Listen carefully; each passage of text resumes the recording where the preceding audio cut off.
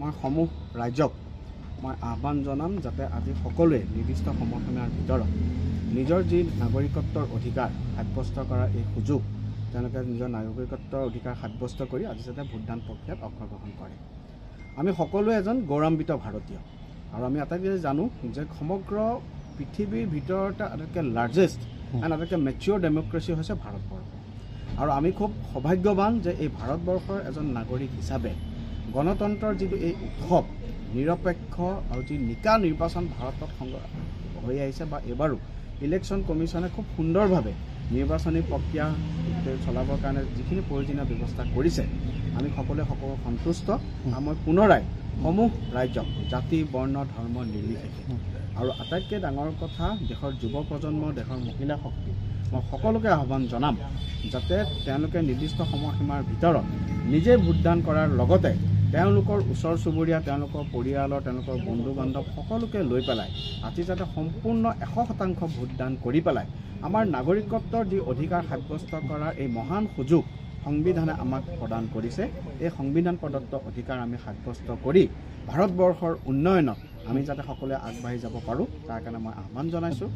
দেখিবলৈ পোৱা গৈছে যোৰহাট যি লোকসভা সমষ্টি তাত সম্পূৰ্ণ বিজেপি ষ্টাৰ কেম্পেইনাৰখিনিয়ে বাহৰ পতা দেখিবলৈ পোৱা গৈছে গৌৰৱ গগৈৰ বিৰুদ্ধে। এবাৰ আপোনালোকে তাত উদ্ধাৰ হ'বলৈ সক্ষম হ'ব নে? ষ্টাৰ কেম্পেইনাৰ আজি কাজিৰঙাতো আহিছে গুৱাহাটীতো আছে। আটাইতকৈ ডাঙৰ কথা যোৰহাটত ভাৰতীয় জনতা পাৰ্টীৰ এগেইনষ্টত কোনো কণ্টেষ্টে নাইকিয়া। এইটো কিছু এটা কিছু প্ৰচাৰ চলাব বিচৰা হৈছে এইটো ছ'চিয়েল মিডিয়াৰহে প্ৰচাৰ কিন্তু ফেক্টৰ নহয় 4 তাৰিখে যি নিৰ্বাচন হ'ব যোৱাবাৰ মাননীয় প্ৰাৰ্থী তপন গগৈ ডাঙৰীয়া 82,000 ভোটত জিকিছিল।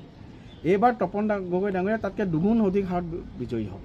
কাৰণ আমি সকলোৱে দেখিছোঁ যে মাননীয় প্ৰধানমন্ত্ৰী নৰেন্দ্ৰ মোদী ডাঙৰীয়াৰ যি উন্নয়ন যি তেখেতৰ উন্নয়নৰ তেখেতৰ যিটো বিকাশ পুৰুষ হিচাপে তেখেতৰ যি ছবি বা অসমতো মাননীয় ডক্টৰ হিমন্ত বিশ্ব শৰ্মা ডাঙৰীয়াৰ নেতৃত্বত যি আমাৰ কাম কাজ মাননীয় তপন গগৈ ডাঙৰীয়াই এই 5 বছৰত যোৰহাটৰ কাৰণে কিমানখিনি কাম কৰিছে খুব সচেতন ৰাইজ আৰু এইবাৰ মই কৈছোঁ যে স্বাধীনতাৰ পিছত সৰ্বকালৰ অভিলেখ ভংগ কৰি ভাৰতবৰ্ষত মাননীয় মোদী ডাঙৰীয়া তৃতীয়বাৰৰ বাবে প্ৰধানমন্ত্ৰী হ'ব আৰু অসমতো এইবাৰ সৰ্বকালৰ অভিলেখ ভংগ কৰি পেলাই আমি ভাৰতীয় জনতা পাৰ্টীৰ মিত্ৰজোঁট অসমৰ 14টা লোকসভা সমষ্টিৰ ভিতৰত অভিলেখ সংখ্যক ভোট পাই অভিলেখ সংখ্যক চিট পাই আমি বিজয়ী। নগা লোকসভা কি হ'ব? নগা লোকসভা আমি জিকিম আৰু এইবাৰ ইলেকশ্যনৰ আটাইতকৈ পজিটিভ পইণ্ট এইটোৱে যে এইবাৰ দেশৰ যি সংখ্যালঘু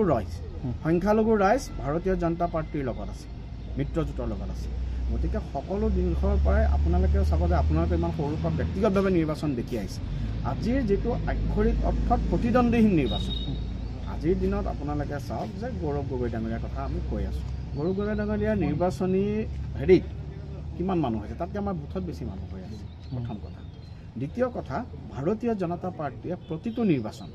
সি পঞ্চায়ত নিৰ্বাচন হওক সি সমবায় নিৰ্বাচন হওক সি মিউনিচিপালিটি ইলেকশ্যন হওক সি বিধানসভা বা লোকসভা নিৰ্বাচন হওক আমি প্ৰত্যেকটো নিৰ্বাচনে খুব গুৰুত্ব সহকাৰে লওঁ যিটোৰ কাৰণে আপোনালোকে দেখিছে যে সকলোতে আমাৰ দেশৰ শীৰ্ষস্থানীয় আমাৰ ভাৰতীয় জনতা পাৰ্টীৰ শীৰ্ষস্থানীয় নেতৃত্ব গৈছে বুথে বুথে আমি প্ৰচাৰ চলাইছোঁ আমাৰ কাৰ্যকৰ্তাসকলে বুথে বুথে প্ৰচাৰ চলাইছে। আজি যি কাজিৰঙা লোকসভা সমষ্টি তাতো মান্য কামাখ্যা প্ৰসাদ ডাঙৰীয়া আটাইতকৈ ৰেকৰ্ড সংখ্যক মাৰ্জিনত আমি বিজয়ী হ'ম। অন্যান্য গোটেইকেইটা লোকসভা সমষ্টিত ৰেকৰ্ড সংখ্যক মাৰ্জিনত আমি বিজয়ী হ'ম। ডিব্ৰুগড়ত সেই হাঁহিবলৈ সক্ষম হ'ব নে? 100% ডিব্ৰুগড়তো কোনো প্ৰতিদ্বন্দ্বিতাই নাইকিয়া। মই আপোনালোকে পুনৰাই কৈছোঁ যে এইবাৰ আপোনালোকে লিখি ৰাখক যে অহা 4 জুন তাৰিখে যি নিৰ্বাচনী ফলাফল ঘোষণা হ'ব স্বাধীনতাৰ পিছত সৰ্বকালৰ অভিলেখ ভংগ কৰি ভাৰতীয় জনতা পাৰ্টীৰ মিত্ৰজোঁট আমি ৰেকৰ্ড সংখ্যক নাম্বাৰ ভোটত বিজয়ী হ'ম কাৰণ আমি সেই হিচাপে কাম কৰিছোঁ আমাৰ কাৰ্যকৰ্তাসকলে কাম কৰিছে ৰাইজৰ আশীৰ্বাদ আমাৰ লগত আছে আৰু এই আশীৰ্বাদ শিৰত লৈ আমি কাম কৰি আছোঁ অনাগত দিনতো ভৱিষ্যতলৈও আমি কাম কৰিম।